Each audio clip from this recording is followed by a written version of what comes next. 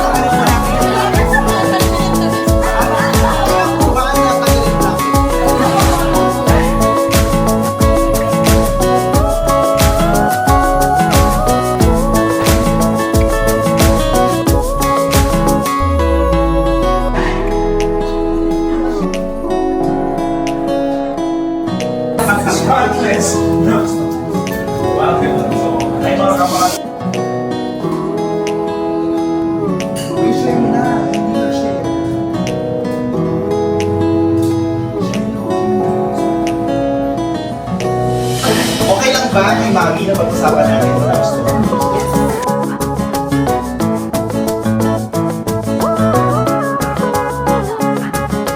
So, boyfriend mo si Kevin. Wala na rin kayo comment sa TikTok.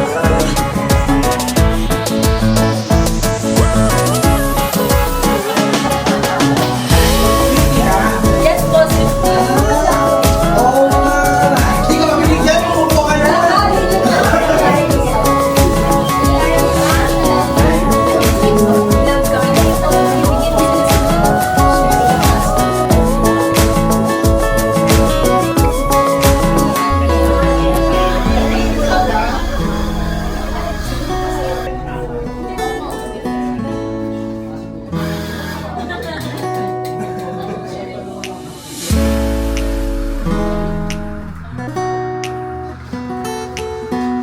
Everyone, nasali po si Kevin sa segment.